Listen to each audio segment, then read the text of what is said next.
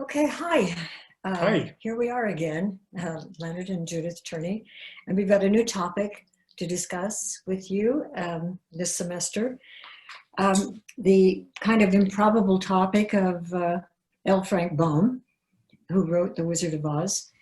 But our process is to not necessarily stick with The Wizard of Oz, but to tell you a little bit about this man's life, which is really, really interesting in a period of time that is interesting, 1856 to 1919, and what was happening in the United States at that time. When I was a child, I'll tell you about my little history, and then Leonard can tell you about his.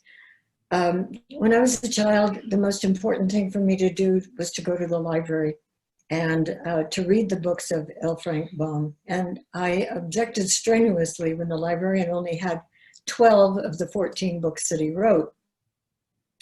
And I remember just going and being anticipating and excited to go to the library and read the next book. And now, at this point in my life, I read an article by none other than, what's his name?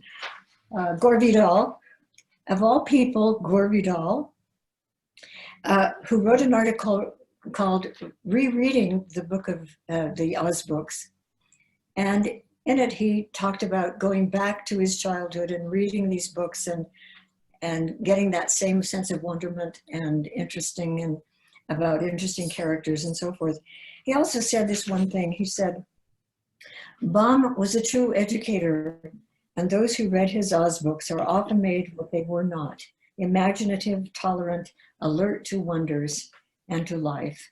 And I love that. I'm thinking that perhaps I did the same thing as I reread The Wizard of Oz and rethought about why I was so excited about that. And not all children were reading the books, but we were in a little town called Chula Vista in California. It's about 7 miles from the Mexican border. And there was this wonderful structure, this library that you could go down in the basement, and it was the children's library and have this wonderful experience. But Leonard didn't have that experience. Why don't you tell us about that? No, I had a misspent childhood.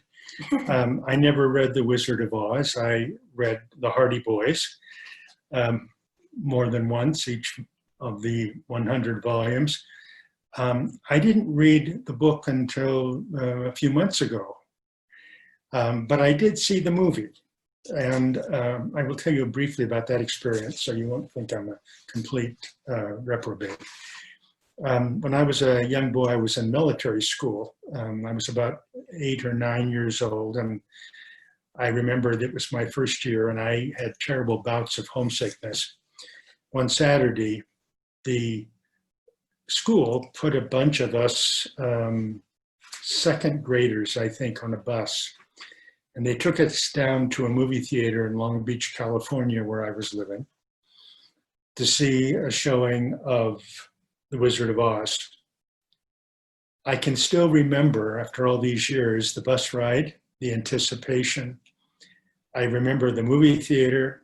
I remember going into the theater and sitting down and this wonderful movie starting, first in black and white and then opening it up in really magical color. And those images stayed with me, as they do for many of us throughout our lives. And one of the exciting things about this class, I think, is that we get an opportunity to explore the mind and the background of the man who created this wonderful story, which has by some critics been called the first and perhaps only truly American fairy tale.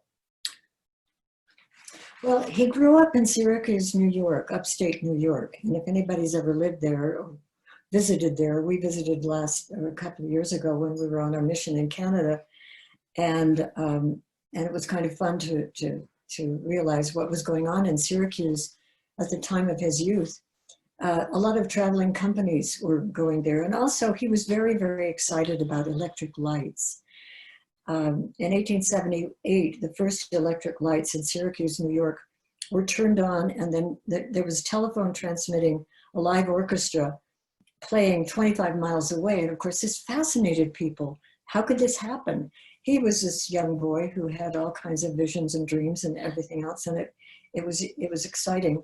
Somebody mentioned that light was a powerful yet invisible force, sending crisp white arrows out into the night. Can you imagine seeing light like that for the first time? And the reason I mention that is because I came across a little anecdote about during his lifetime, this new invention of light he put to use, and also to the telegraph, the wireless telegraph. In 1913, one of Baum's child readers solved the problem to contact Dorothy Gale, the girl who goes to the land of Oz, who now lived in the invisible land of Oz, and for another adventure for Baum to write about. And so he said that he could contact her by wireless telegraph. And he told his readers that he then rigged up a high tower, whether he did this or not, I don't know, but he rigged up a high tower in his backyard. He took the wireless telegraph lessons and he sent messages into the air, which Dorothy would receive and was able to send back news. And then Baum used her responses to write his next story. And one little boy wrote to him, as a lot of children did, to, quote, make arrangements with Glinda the Good or Ozma the Princess to let the family and me make a visit to the land of Oz. And if there isn't any land of Oz, he said, let me know. I want to go to the land of Oz to get courage. I will pay for the wireless message, P.S. Now, that was rather sweet. Well, we would like to ask you a few questions. Did you know questions? Did you know this? Number one, that the story of the Wizard of Oz was written in 1900 and is full of inventions that weren't known about for many years hence, such as robots, artificial hearts and limbs, a TV monitoring system, anti-gravity devices, electric lighting effects, and many other things. So Leonard's going to tell you about number two. Did you know that? Did you know that a musical version of The Wizard of Oz was successfully staged as a production in 1902, that it toured the US for 9 years, in which Toto the dog was replaced by the character of Imogen the cow? 3 events in his hometown of Syracuse, New York, when he was a teenager, impressed him and fired his imagination. Number one, a rare tornado and a vicious storm ripped through the state. I guess we found that in The Wizard of Oz. 2, a daredevil balloonist thrilled him with flying antics and demonstrations, the balloonist. And number 3, P.T. Barnum and his grand traveling museum, menagerie, caravan, and hippodrome came to town, featuring, quote, 100,000 rare novels and interesting curiosities. All these events would obviously fire any child's imagination, and he certainly did with him. And somehow my favorite Did You Know got omitted from this list. I have to share it with you. Did you know that Frank Baum, when he was a little boy, had a recurring nightmare in which he was chased, ready for this, chased by a scarecrow? Did you know that? And what happened? I have no idea. Well, the scarecrow chased him and then collapsed. And I guess that was the end of the nightmare. Oh, but he right. always remembered that. And interesting that he would create a character like that. Speaking of characters, there is a whole hundreds of characters that he created that are just amazing. Tick-Tock and the Scarecrow and the Tin Man and, oh, I don't know how many different characters in all these different books that are just fantastical and amazing. And so we didn't lose our marbles when we decided to do something like this. As a matter of fact, the class is not going to be focused entirely upon the 1939 film with Judy Garland, but it will be featured, yeah, because I can't imagine that some of you have never seen it, but we will feature that. But just the man's life and when he lived and the exploits and the travel and the many things that he did. And he is now considered probably the American folk writer or children's book writer of our day.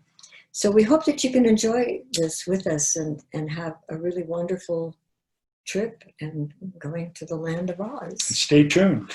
This is just the beginning. Thanks so much. We'll see you then. Okay, bye. Bye.